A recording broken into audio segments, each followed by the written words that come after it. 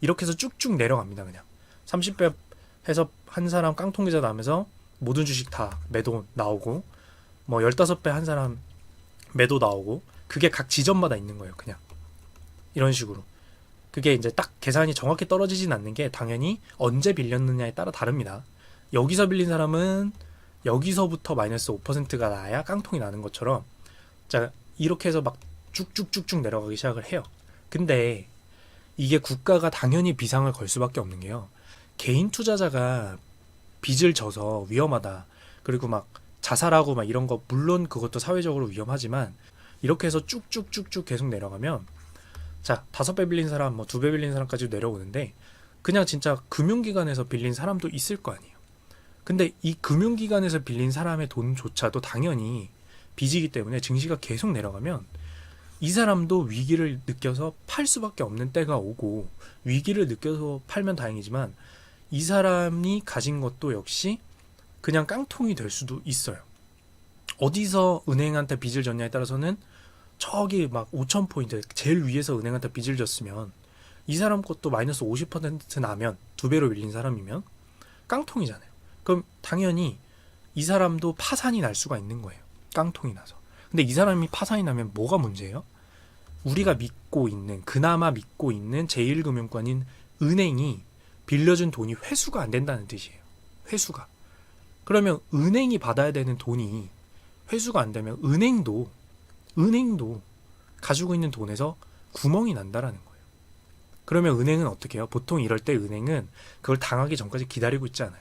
위험하다라는 신호가 오기 시작하면 모든 자기가 돈을 빌려줬던 곳에 더 돈을 빌려주는 걸 막고 일단 갚아라고 합니다. 처음부터 일단 갚아라고 해서 그걸 보통 돈을 옥죄다라고 해요. 왜 이렇게 해야 되냐면요, 일반 은행은 이게 개인한테만 빌려주는 게 아니라 사실 더 큰 기업한테 돈을 빌려준 게 있잖아요. 그리고 이건 보통 사업, 비즈니스, 뭐 인프라 투자, 이런 거대 투자를 은행이 해주기 때문에, 특히 중국은 저기 인민은행, 뭐 공상은행 이런 곳이죠. 있기 때문에 이 은행이 구멍이 너무 크게 나서, 자산의 구멍이 너무 크게 나서 이런 투자의 맥이 막히게 되면 국가 전체가 새로운 투자를 안 하게 됩니다. 투자의 맥이 막히면 건설도 못하고 뭐 일자리 창출도 힘들어지고 다음 예산 집행도 힘들어지고 다 힘들어져요. 국가 전체가.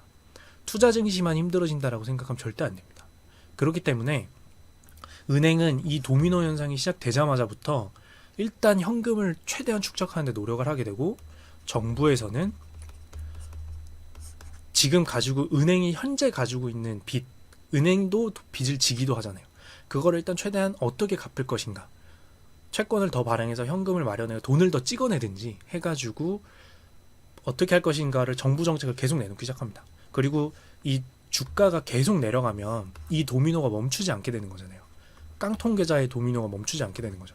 그렇기 때문에 이 증시를 어느 쯤에서 막을 것인지, 막는다라는 건 뭐다? 아까 증시가 왜 내려와요? 사주는 사람이 없기 때문에 내려오는 거라서 국가의 돈으로라도 이 나오는 주식을 사서 일정 포인트에서 막아야 되는 거 아니냐라는 얘기가 나오게 됩니다.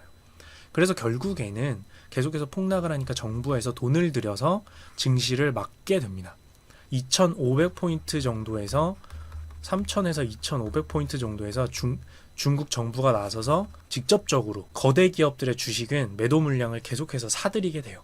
그럼 더 이상 떨어지진 않게 되니까 최대한 실제로 돈을 벌어서 어느 정도 빚이 막아질 때까지는 버틸 수가 있게 되는 거죠. 이렇게 정부가 나서서 이 위기를 무마하려고 하게 됩니다. 네.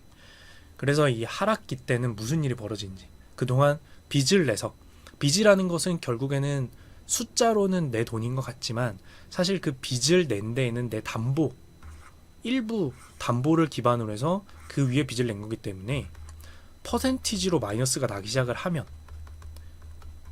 실제로 내 자산 대비 마이너스는 다른 거거든요. 더 크죠. 마이너스 10%, 마이너스 90% 이런 거란 말이에요. 빚을 얼마나 냈냐에 따라서. 왜냐면 이 빚은 결국에는 남의 돈이기 때문에 갚아야 될 돈이고, 그렇게 되면은 그게 빌린 돈이 마이너스가 나게 되면 내 돈에서 갚아야 되는 거기 때문에 이 숫자 계산이 상승할 땐 잘 안 써지만 마이너스가 한 번 나기 시작하면 더 높은 배수로 빌린 만큼, 30배로 빌린 만큼 요만큼만 손실이 나도 내 실제 자산의 타격은 금방 마이너스 50%, 마이너스 90%까지 간다. 그래서 이때 당시에 중국에서는 실제 자살도 정말 많았고요. 이게 사실 웃을 얘기가 아니에요. 중국 왜 저러냐라고 하지만 모든 투자 시장에 있는 일입니다. 이게 바로 버블을 형성하는 것 중에 가장 단순한 요소 중 하나인 빚이라는 거고요. 이 빚이 어떤 방식으로 투자시장, 금융시장에 영향을 미치고 실물 경제에 영향을 미쳐서 정부가 나서게 되고 우리가 믿고 있는 금융기관인 은행, 증권사, 그리고 비즈니스하는 기업에까지 영향을 미치는지를 조금 세부적으로 제가 겪고 얻었던 정보 위주로 조금 전달해 드리는 시간이 됐던 것 같아요. 그래서 이 거품으로부터 배운 것, 결국 뭘 배우냐가 중요하잖아요. 그냥 빚은 위험하다, 이거는 의미가 없어요. 왜냐면 실제로 결국에는 폭등이 시작되게 되면 그걸 알고 있더라도 누군가는 리스크를 얻고서 더 많은 수익을 얻고자 하고 실제로 이익을 얻기도 하기 때문에 그런 거 자체가 나쁘다라고 말할 수는 없고요. 우리가 배워야 될 건 뭐냐면 우리가 지금 어떤 투자 시장에 폭등이 왔을 때 그 즐길 거는 어느 정도 우리가 충분히 즐길 수 있도록 하되, 공부를 열심히 하되, 언제가 위험하다라는 신호를 받을 수 있다? 바로 내 주변 사람이 빚을 내서라도 투자를 하고 싶다라는 시그널인 거죠.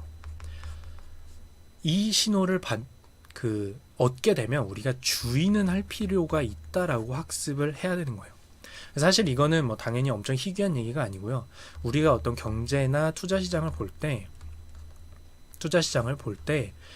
이 투자 시장에 들어와 있는 돈 중에 얼마가 빚이냐라고 하는 이 포인트는 항상 많이들 체크를 하고 계십니다. 근데 다만 이거를 모르고 계시는 분들 같은 경우에는 이게 내가 현금으로 하는 거, 현금 이상 돈을 빚져서 하는 거에 대한 그 어떤 파급 효과를 생각을 못 할 수도 있기 때문에 저도 가끔씩 잊어버리고, 그렇기 때문에 이쪽 신호나 뉴스를 잘 체크하지 않을 수가 있는데, 그래서 결국엔 실제 현금 대비 빚을 얼마나 내고 있냐, 투자를 위한 빚 또는 뭐 이제 생계를 위한 빚이 있는데 투자를 위한 빚을 얼마나 내고 있냐라는 뉴스 기사가 충분히 나오고 있기 때문에 그것들을 지켜보는 것 자체가 우리가 언제쯤 이 투자 시장이 위험한 걸까? 라는 걸 체크하게 될 수 있고요. 이런 딱딱한 얘기만 하면 그러니까 사실 요거는 좀 그냥 재미삼아지만 저는 중요하다고 생각하는 게, 아까도 말씀드렸다시피 내 주위에 나한테 또는 어떤 전문가라는 사람한테 내 주위에서 요즘에 거기가 그렇게 핫하다는데 좀 해볼까? 라고 말하는 분이 생기는 경우가 있어요. 이런 거 자체도 하나의 이제 휴먼 인덱스라고 해요. 그러니까 인간 시그널이죠. 이런 게 사실 은근히 도움이 됩니다. 내 주변에서 전혀 관심 없던 사람이 그게 핫하다는데 나도 해볼까라고 하는 것 자체가 정말 너무 많은 사람들이 이미 이 얘기를 들었다라는 어떤 시그널인 거예요. 신호. 그리고 여기서 나아가서 진짜 심각한 건 뭐다? 그 주변 사람이 나 돈이 없긴 한데 좀 빚내서 너도 이거 해봐라. 내가 지금 돈이 없어서 너도 이거 해봐라. 또는 좀 빚내서 해볼까? 어디서 돈 좀 받아서 주택담보대출 이런 거, 또는 뭐 어디서 좀 이런 투자 용도로 빌려준다는데 아니면 너가 좀 빌려줄래? 뭐 이런 식으로 빚과 관련된 얘기를 하면서, 대출과 관련된 얘기를 하면서 투자를 해볼까? 그 시장에 투자를 해볼까? 라고 한다는 건 어떤 신호예요? 노란불도 넘어서서 빨간불 중에 하나라는 거죠. 그래서 이런 식으로 자기 주변의 어떤 그 반응 이런 거를 보는 것도 굉장히 좀 도움이 되고요. 또는 자기가 이 시장에 대해서 원래 공부를 하던 사람이 아닌데 자기 귀에 들려왔다라고 하면 그거 자체가 이미 노란불 또는 심각할 때는 빨간불인 때기 때문에 핫하다라는 말에는 일단은 좀 경계를 해야 된다. 왜? 이미 이 거품으로부터, 제가 지금 중국 시장으로부터 배울 거는 빚으로 빚어진 어떤 거품, 신호기 때문에 그런 식으로 신호로서 받아들이는 것도 좋다라고 하시면 될 것 같습니다. 그래서 여기까지 이제 중국, 좀 다른 편도 다뤄볼까 생각 중인데, 중국 편에서는 이 빚이라는 게 굉장히 크게 작용을 했거든요. 그래서 버블을 구성하고 있는 빚이라는 요소, 어떻게 쌓이고 어떻게 터져나가는지를 좀 볼 수 있는 기회였어서 제가 경험했던 것 기준으로 말씀드리는 시간을 가져봤습니다. 여기까지 거품이란 중국 편이었고요. 다른 편 또 다룰 기회가 되면 가지고 와보도록 하겠습니다. 이상 여기까지 티묵이었습니다.